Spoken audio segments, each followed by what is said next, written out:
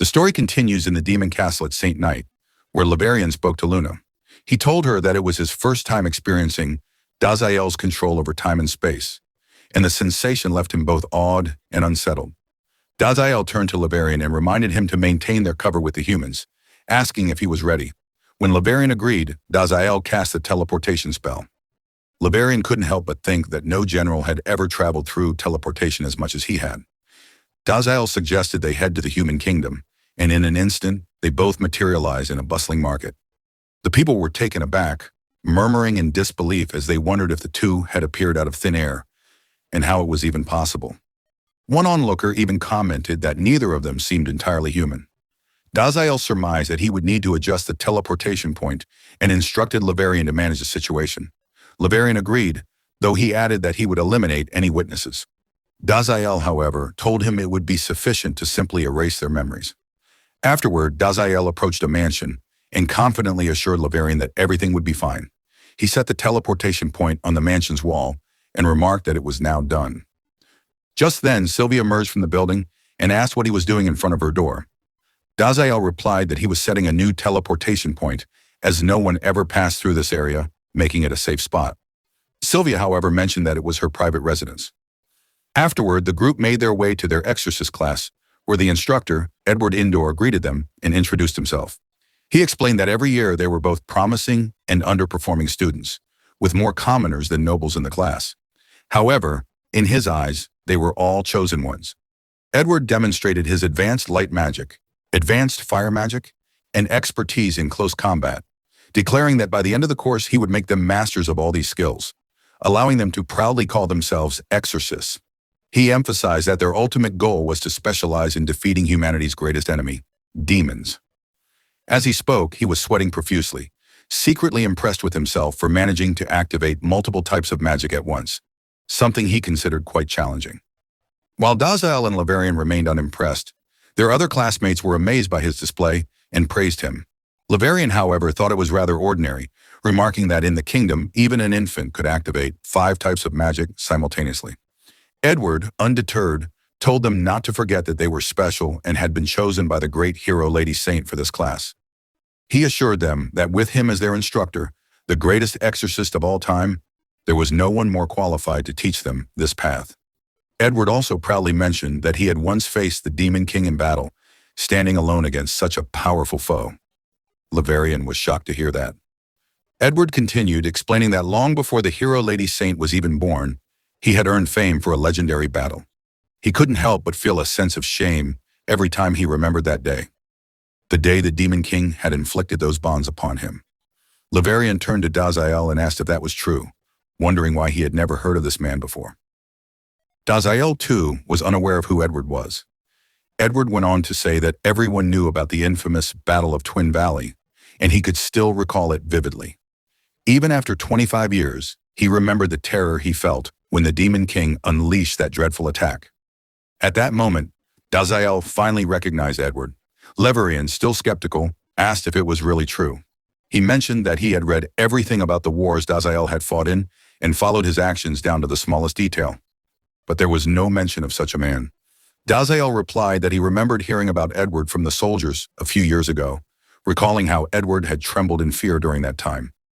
Laverian remarked that it was impressive how Daziel could even remember the most trivial details about someone.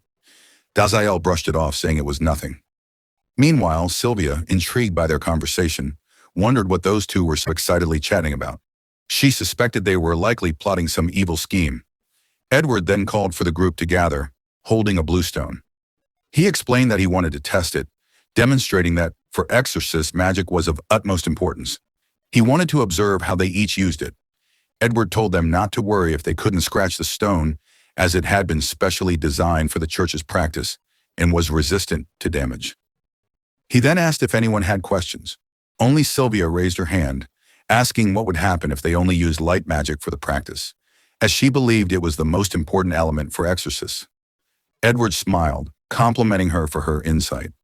It was honored that she was so eager for his class. He then instructed everyone to use the basic light spell, Beam. Sylvia thought it was a good choice. Believing that since demons couldn't use light magic, Daziel would likely give up and leave the school peacefully. Edward returned to Daziel and asked him to begin. Daziel spoke briefly with Laverian, asking if it was fine to proceed. Laverian agreed, acknowledging that it wasn't perfect, but it was all the calculations he had managed to gather in the few minutes they had. Daziel reassured him, saying it was enough for now, and that he would perfect it on his own. He thanked Laverian for his assistance. Then Daziel stepped forward, explaining that he would consider the magic particles in the air and create just the right amount of radiation in the form of light. He would then combine this with a specific formulation of the spell, reversing the basic dark root to mimic the holy characteristics of light. It was time to try dark-style light magic. As he focused on creating the lightning ball in his hand, the pressure built up so intensely that it left Laverian in awe. Sylvia, too, was stunned by the sight. The instructor, along with the other students, was stunned by the sight. Sylvia feared that the light magic created by the Demon King could lead to a catastrophe, and she knew she had to act. As Daziel was preparing to unleash his attacks, Sylvia summoned her strongest power to halt it.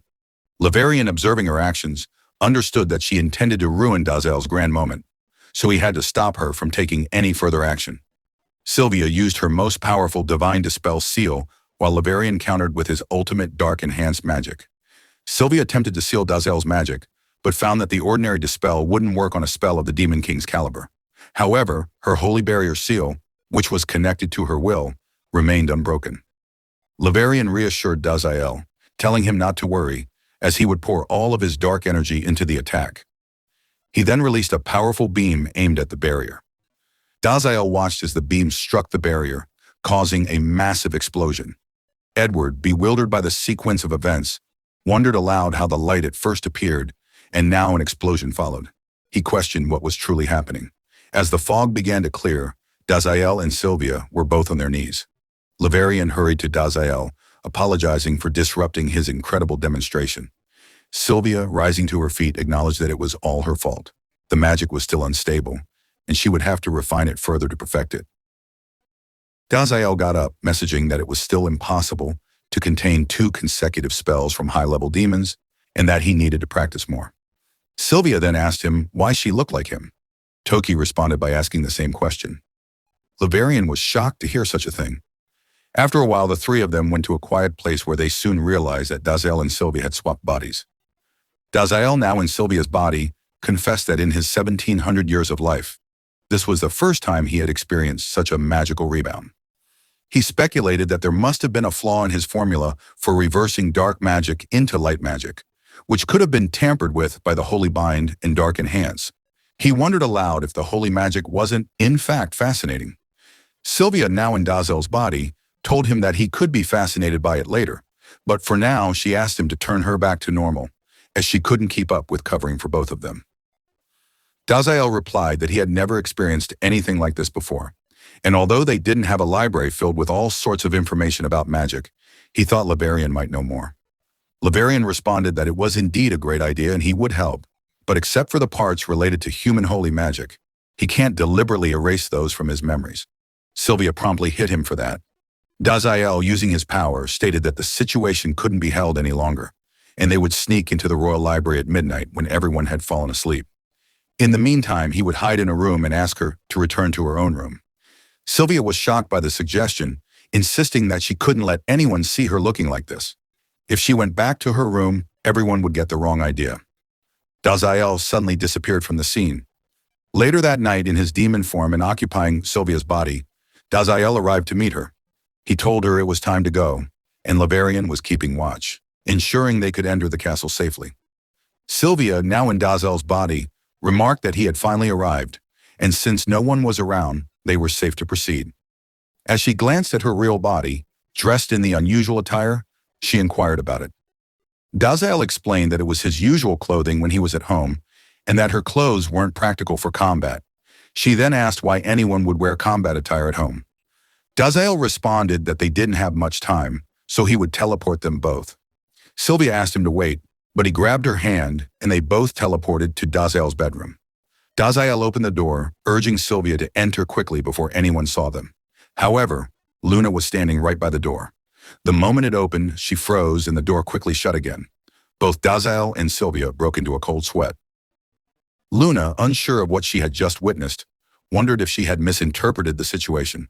She decided to retreat before anyone noticed her and apologized, saying she would pretend she hadn't seen anything.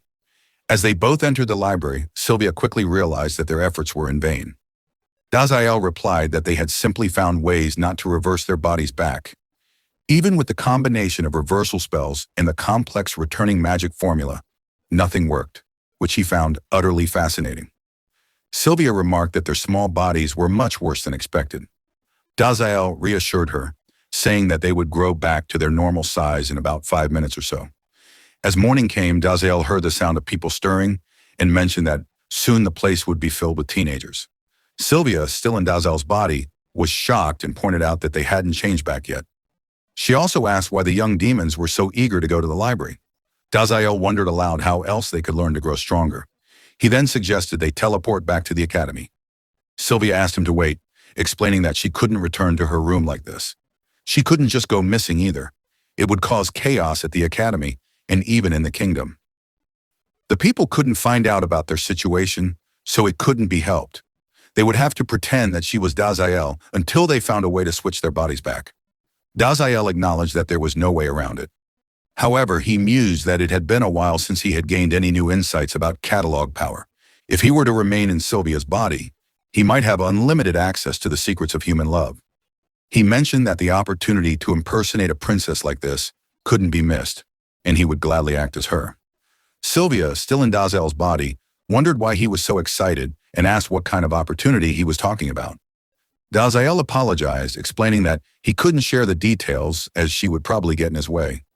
Sylvia replied that his words were becoming more suspicious by the moment. Unbeknownst to them, someone had been listening to their conversation while hiding nearby. Sylvia, still in Daziel's body, marveled at the situation. She felt the body was exceptionally sturdy, filled with a strong flow of magic. As expected of someone called unbeatable, Daziel must have worked incredibly hard to achieve this level of power.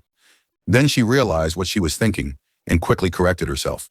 She shouldn't be praising her enemy, but it was difficult to stop herself, especially when she hadn't even seen his body. She wondered how he had changed so seamlessly without looking at her body. But Daziel in Sylvia's body snapped his fingers and changed back in an instant. Afterward, he used his power, thinking that even in such a small body, his magic, such as teleportation, could still be withstood without issue. The flow of power was immense. Sylvia realized how much Daziel must have practiced. Every engagement showed just how far he had gone in mastering his magic. Daziel then called out to her, commenting that her body was quite nice. Sylvia, a little flustered, referred to him as a pervert, saying that she had known him all along. As Daziel walked in Sylvia's body, one of her friends called out to her, and he realized she was referring to him. The girl asked if anything had happened, mentioning that she hadn't seen Sylvia since the previous day and thought they were supposed to have lunch together. Daziel quickly recognized the girl as Sylvia's friend. In Sylvia's voice, Daziel replied that she had lunch with other friends. The girl seemed confused and asked what she meant by that, as she was supposed to be Sylvia's only friend. Noticing something off about Sylvia's behavior, the girl pressed further, asking if she was hiding something. Daziel, thinking over the situation, realized that Hamish had calculated things accurately. He couldn't believe that the hero of the human kingdom only had a single friend, and he hadn't found anything else that could explain this. In such an unfavorable situation, Daziel knew there was only one course of action, or find the enemy's weakness. Using his demon's eye, Daziel observed that Sylvia's eyes were now glowing red, which unnerved the girl. She asked if Sylvia had something in her eyes and offered to heal it for her. Daziel noted that the color of her magic circuit was almost yellow, indicating the presence of the holy element, which suggested that the girl might belong to a support-type class. Just then, Daziel spotted Laverian, who appeared unwell after the morning prayer. It seemed like a fortunate coincidence. After that, the girl pointed to Laverian, telling Daziel that he appeared unwell and she wanted to help him. The girl agreed, and upon seeing Laverian, she called out to him, asking if he was okay. Laverian looked at Daziel, who subtly indicated something and wondered what his king was trying to communicate. Daziel, thinking quickly, decided that Laverian should keep the girl occupied and prevent her from getting any closer. Laverian, understanding this silent cue, realized that the girl posed a potential threat and decided to handle her accordingly. He was surprised that such a tiny girl could pose such a danger to his king. Laverian then asked the girl what made her so special, urging her to tell him everything about herself.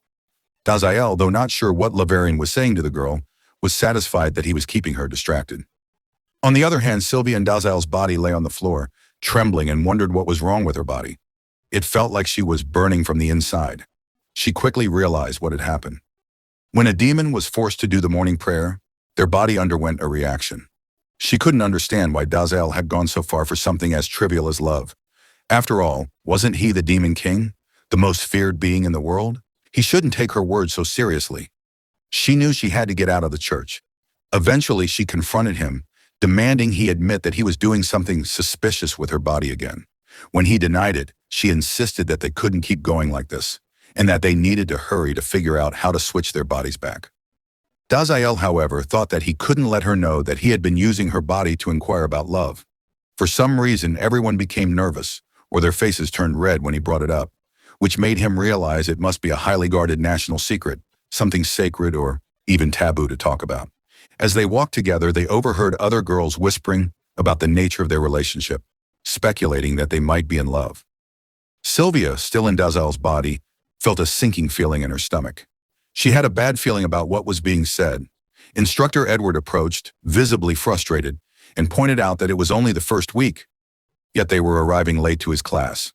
He looked especially angry with Dazael, but in reality, it was Sylvia in Dazael's body. He demanded that she do 100 push-ups as punishment. Edward clarified that he didn't mean any offense to her personally, but reminded her that she could join the class right away. As Sylvia started to do the push-ups, Dazael, observing the situation, remarked that this was how privilege worked among humans.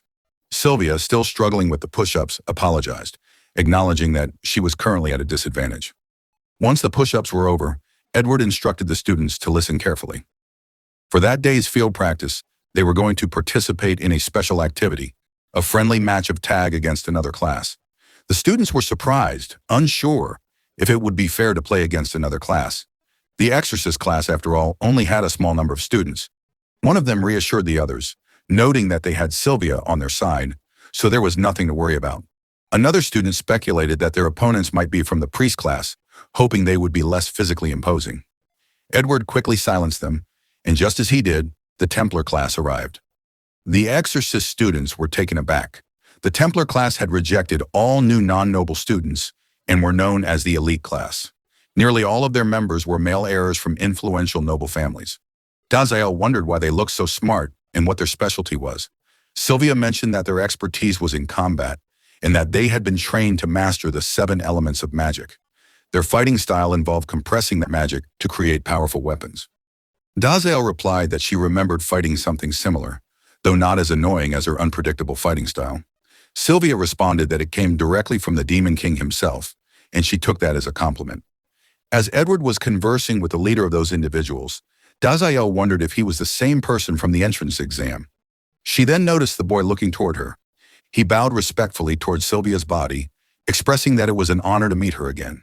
He admitted that he would never forget the moment when she had dazzled them with her amazing meter magic during the entrance exam. That exhibition had motivated them to train hard in the hopes of becoming as strong as her one day. Dazael in Sylvia's body thought to herself that, at last, it was Sylvia's skill at play.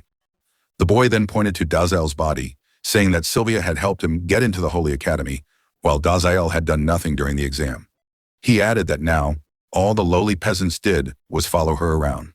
Dazael, still inhabiting Sylvia's body, replied that it was because she was interested, to the point where she couldn't even sleep, thinking about it all. He thought he was invested in her secret, which was why he followed her around, though he had forgotten that he was in her body, which likely confused them. The man wondered if that was really the case, and if so, if it was what she truly wanted. He decided not to question it further. Edward then spoke up, saying that since they were all present, he would humbly offer them an invitation. The boy replied that they would be truly honored if the Lady Saint wished to join their class, where only the best of the best received the best facilities, truly the right place for someone like her.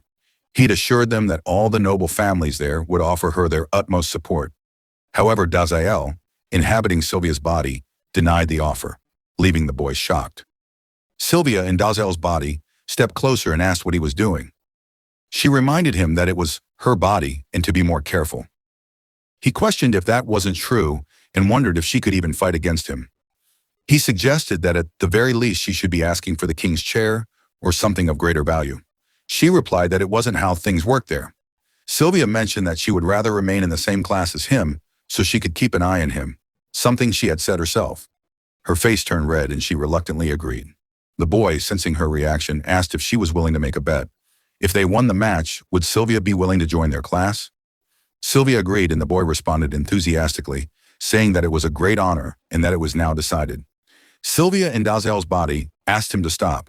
As they both began to leave, he reassured her, saying there was no need to worry and it would all be fine. She replied that there was plenty to worry about.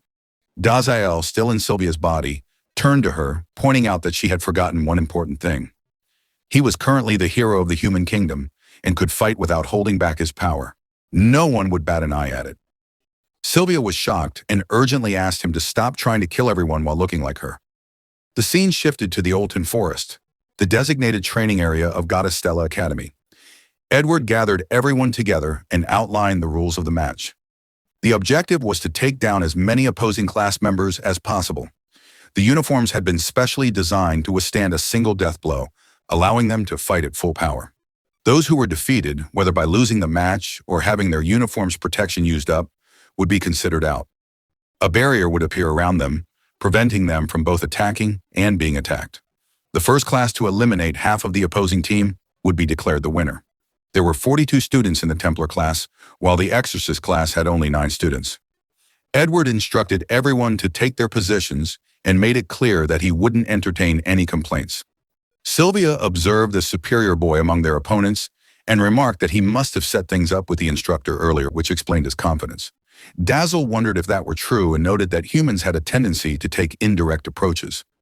It couldn't be helped, though, likely a way to cover for their lack of power. Sylvia pondered this lack of power and noted that their teams seemed to be in the same situation. Edward then directed the Exorcist class to the east side of the forest, the Templar class to the west, and declared to let's begin the match. Dazel mentioned that he didn't like seeing low morale in his army, but it couldn't be helped. Laverian asked him to wait. Without hesitation, Dazel used his rampage skill, and suddenly his soldiers were filled with a surge of rage. He declared that he had developed an intense thirst to eliminate the Templar class. Sylvia quickly intervened, dispelling Dazel's power by telling him not to use the dark buff skill on their classmates. Dazel then conjured several magic circles, determined to end the match quickly on his own. As he prepared to unleash his Soul Crusher attack, making the magic circle appear in the sky, Leg asked if he was attempting to annihilate everyone. The students were shocked to see the blinding light and wondered what was happening. Sylvia, now gravely concerned, begged Dazel for forgiveness and used the sacred seal of light on him, explaining that he had temporarily sealed Dazel's magic to ensure the safety of the other students. Dazel noted that the sacred seal was an unusual skill, and he could no longer feel the flow of his magic. He could break the seal, but doing so would take too much time. Determined, Dazel rushed forward, deciding to rely on brute force. Sylvia was shocked and pleaded with him to stay still. Meanwhile, a boy from the Templar class was walking through the forest, muttering to himself that he at least needed to defeat one Exorcist student to impress Roland. Suddenly, someone struck him and stole his clothes. The figure donned the Templar uniform and remarked that the human kingdom border was far too easy to cross. It was time to challenge the hero and prove to the noisy Laverian that he was worthy of sitting on the king's throne. The person was none other than the second general of Dazel. A group of Templar students walked together and soon spotted Dazel, though it was actually Sylvia in Dazel's body. She sighed, realizing that she had no choice but to handle things herself before Dazel did anything strange. The boys, thinking it was Dazel, prepared to attack her together. Sylvia quickly apologized, then with a swift motion of her hand exerted pressure that sent them fleeing in all directions. She marveled at the power of Dazel's body, feeling as though the magic was constantly surging from within. Without proper control, everything around her, even the ground, could easily be destroyed. Edward, watching from a distance, was shocked to see the Templar students falling one by one. He realized that giving the Templar class an advantage had been meaningless in front of Sylvia. Meanwhile, Roland and a boy nearby heard the commotion and wondered what was happening. Roland thought to himself that he had told them to avoid Sylvia and focus on attacking others. The boy, however, corrected him, saying that it wasn't Sylvia causing the trouble, but rather the one who was truly dangerous in that class, the boy with platinum hair, Laverian. The boy then reminded Roland that Laverian had warned him not to even attempt to reveal the Demon King's identity. If he did, that cursed hand would devour him, turning him into a monster before he died. Roland told the boy not to exaggerate things and to focus on defeating the 5 students from the exorcist class, making sure to avoid Sylvia at all costs. But suddenly, Dazzle and Sylvia's body appeared in front of them, remarking that finally he found them too. The boy, clearly frightened, stammered that it wasn't supposed to be a fight and asked if she would let them go peacefully. He pointed out that there were still plenty of Templar students around. When Sylvia didn't respond, the boy added that if she was fine with it, they would leave now. However, just then, the second general appeared in front of Sylvia's body, declaring that he had finally found her and challenging her to a battle. But in reality, it was Dazzle, the Demon King himself, who was observing from the shadows, shocked to see Gale standing there. He wondered what he was doing. Gale explained that he had seen a hero walk into their castle wearing the king's armor, and that was reason enough for him to challenge her to fight, both for fun and to defend the pride of the Demon Kingdom. He rushed to attack her with great intensity, while the boy and Roland attempted to flee. However, they halted near a tree, and Roland wondered what was happening. Gale remarked that, as expected, the hero was impressive and not all weak. Dazzle, unsure of what to do, realized that trying to explain this situation to someone like Gale would be pointless, so it was better to play along. As Gale launched another attack, the hero stood firm, and Gale commented that only their king had ever faced his direct strikes. They had never fought in battle before, yet it seemed as though she knew all his moves. Dazzle, using his hands to block the attacks, thought to himself that he had already anticipated all of them. Gale, perplexed, wondered why none of his punches were landing. Dazzle seized Gale's hand and struck the ground with immense force. Roland, hidden behind the bushes, observed that it was typical of the Templars to act with such courage. He praised Gale's bravery in standing up to the hero and speculated about which family Gale might come from. The boy, deep in thought, concluded that there was no way a monster could be a student. He was certain those horns belonged to a demon. Dazzle thought it was incredible. No matter how much he relied on Sylvia's body, her physique and magical energy never seemed to diminish. It was as if she was constantly absorbing the surrounding natural energy and making it her own. This explained how she was able to keep up with him consistently. Perhaps he would try a punch just like Gale, and that would be enough. Gale, getting back on his feet, praised her and mentioned how exciting it was, but he dismissed it as nothing. As he spoke, Dazzle rushed forward and delivered a punch so powerful that it forced Gale to stumble backward, feeling immense pressure. Even Roland and the other boy could sense the pressure. Gale, however, managed to strike back, breaking apart the mountain with his blow. Meanwhile, inside the academy building, people were wondering if there had been an earthquake as the ground was shaking. Someone mentioned that they had detected a very dense, dark aura in the residential area earlier that morning and wondered what was going on that day. Sylvia, now in Dazzle's body, thought to herself that he needed to stop messing around by using her body. Gale stood up, telling the hero that she had truly done it this time. He hadn't expected her power to be so formidable, and if that was the case, he would fight seriously from now on. Dazzle told him to go ahead and try. Just then, Sylvia, still in Dazzle's body, rushed in and shouted for him to stop. She used her hallowed chain to restrain Dazzle. Gale smirked and remarked that she had the wrong target. Sylvia demanded that he cut it out. She couldn't let him wreak havoc like this any longer. Dazzle insisted that it wasn't him. Gale had been the one to start everything in the first place. Sylvia turned to see Gale running toward them, and he suddenly knelt in front of Dazzle's body, apologizing for going against the king's orders by entering a human kingdom. However, he admitted that he had grown bored after the war took hold and had left in order to protect their kingdom from the hero. Sylvia recognized Gale and was shocked to see him there. Gale, with a playful tone, pleaded with her not to take away his good behavior badge, mentioning that Laverian would mock him for an entire week if she did. Sylvia couldn't help but wonder if they were behaving like kindergarten children. At that moment, Laverian appeared, remarking that seeing Gale in such a state was already enough for him. He mentioned that he had been caught in the web as well, and had come as soon as he sensed Gale's presence, only to find that his help wasn't needed. Dazzle observed that it seemed like Laverian was the one who needed assistance, and he couldn't help but wonder what had happened to him. Laverian, referring to the hero's body as the king's, smiled and said he was happy that Dazzle was so concerned about him.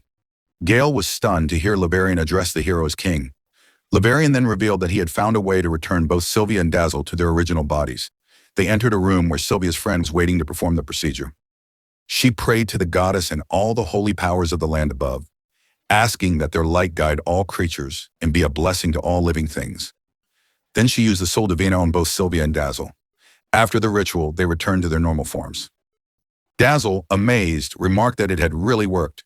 He noted that although they had not learned holy magic and were not from the support class or even familiar with simple healing spells, it seemed the hero should have known about it. The girl responded that she was from the support class. Laverian, overcome with emotion, expressed how happy he was that his time being tortured had been of use to his king. However, now that the girl had served a purpose, it was time for him to silence her forever. He couldn't let her jeopardize Dazzle's disguise. Sylvia, enraged, was about to act when the girl used a healing spell on Laverian, causing him to collapse. Sylvia muttered that it seemed she wasn't needed after all. Dazzle, still observing the scene, found the effect of the healing spell intriguing. As all the students gathered around, Edward announced that they had brought all the injured students into the healing room, and he was pleased to declare that the exorcist class had unexpectedly won. The students praised Dazzle for his efforts, claiming they couldn't believe it was him and not the hero lady. One girl added that Dazzle had done everything so Sylvia wouldn't have to move to the Templar class, calling it a sweet gesture.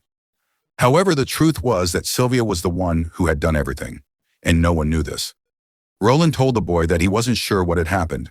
The last thing he remembered was being blown away by a sudden strong wind before he passed out. The boy agreed with this, though he suspected it was a lie. How could he explain that his demon-enhanced strength had allowed him to withstand such a fierce battle? He realized he would need to keep his distance from those demons. Roland approached Dazzle and, admitting his loss, stated that as a gentleman, he would honor his birthday by taking Sylvia with him and had a present to give for Dazzle's bravery. He placed a hand on Dazzle's shoulder, adding that while he might not be of noble birth, Roland would accept him as his bodyguard. Everyone knew that this was a position close to that of a friend. Laverian, furious at Roland's audacity to touch Dazzle, was ready to burn him to a crisp, but Dazzle, ever calm, told Laverian that it actually sounded good to him. He thought that Roland was well loved by many, and Dazzle would certainly gain valuable intelligence from him. He couldn't afford to let that opportunity slip away. That's all for today, guys. Please leave a comment for the next part. Thank you and see you on the next upload.